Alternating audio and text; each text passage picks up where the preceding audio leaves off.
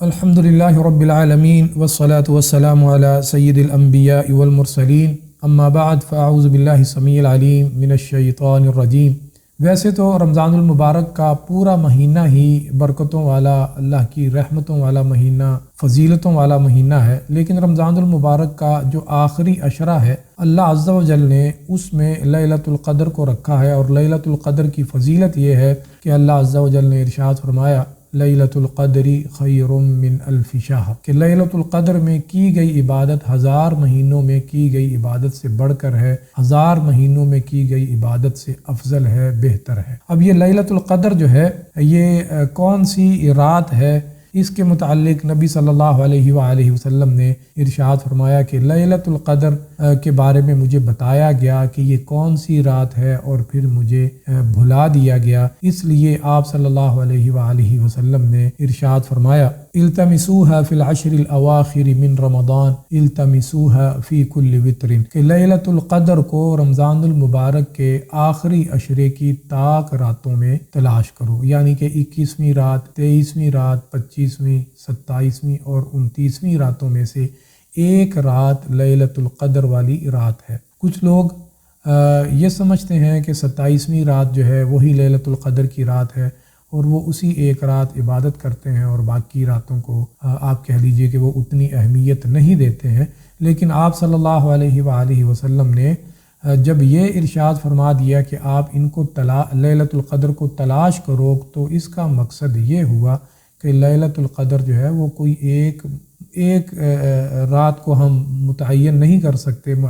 کر سکتے کہ یہی لیلۃ القدر ہے، بلکہ ہمیں 5 راتوں میں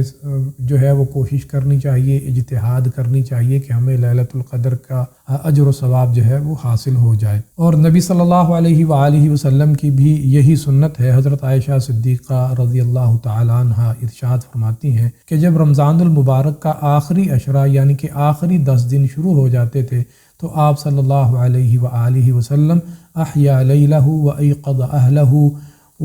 وشد المئزر، جب رمضان المبارک کا آخری عشرہ شروع ہو جاتا تھا تو آپ صلی اللہ علیہ وآلہ وسلم اس کی راتوں کو زندہ کرتے تھے، یعنی کہ راتوں کو قیام کرتے تھے، وایقظ اہلہ، اور اپنے اہل و عیال کو بھی جگاتے تھے، خود بھی جاگتے تھے، اپنے اہل و عیال کی بھی فکر ہوتی تھی، ان کو بھی جگاتے تھے، اور آپ صلی اللہ علیہ وآلہ وسلم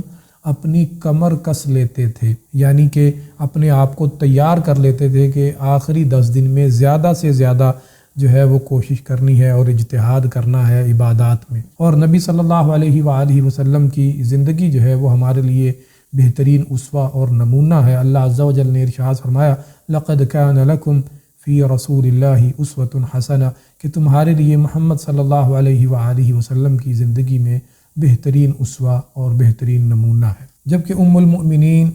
حضرت سیدہ عائشہ صدیقہ رضی اللہ تعالی عنہا، انہوں نے اکثر اوقات بہت ہی مناسب مواقع کے اوپر سوالات کیے ہیں، نبی صلی اللہ علیہ وآلہ وسلم سے استفسار کیے ہیں جو کہ امت کی رہنمائی کا باعث بنے۔ تو اسی طرح حضرت عائشہ صدیقہ رضی اللہ تعالی عنہا نے نبی صلی اللہ علیہ وآلہ وسلم سے یہ پوچھا، اے اللہ کے رسول صلی اللہ علیہ وآلہ وسلم، کہ اگر لیلۃ القدر کی رات کو میں پا لوں، یعنی کہ جو آخری عشرہ ہے اس کی 5 راتیں جو ہیں جو کہ طاق راتیں ہیں، ان میں اگر میں عبادت کروں تو میں ان راتوں میں کیا کہوں، کیا خاص طور سے دعا کہوں؟ تو آپ صلی اللہ علیہ وآلہ وسلم نے ارشاد فرمایا کہ تم یہ دعا کیا کرو اللہم انک عفو تحب العفو فاعف عنی، اے اللہ تو معاف کرنے والا ہے، تو معاف کرنے کو پسند کرتا ہے، اے اللہ مجھے معاف فرما دے۔ تو یہ خاص دعا نبی صلی اللہ علیہ وآلہ وسلم نے لیلۃ القدر کے لیے، یا آپ کہہ لیجئے کہ رمضان المبارک کے آخری عشرہ کی طاق راتوں کے لیے آپ نے یہ خاص دعا ہمیں سکھائی۔ تو ہمیں اس دعا کا بھی اہتمام کرنا چاہیے۔ تو اللہ تعالیٰ سے دعا ہے اللہ تعالیٰ ہمیں ساری زندگی نبی صلی اللہ علیہ وآلہ وسلم کی سنت کے مطابق گزارنے کی توفیق عطا فرمائے، اور رمضان المبارک سے اللہ تعالیٰ ہمیں کما حقہ مستفید ہونے کی توفیق عطا فرمائے۔ آمین۔ وآخر دعوانا ان الحمدللہ رب العالمین۔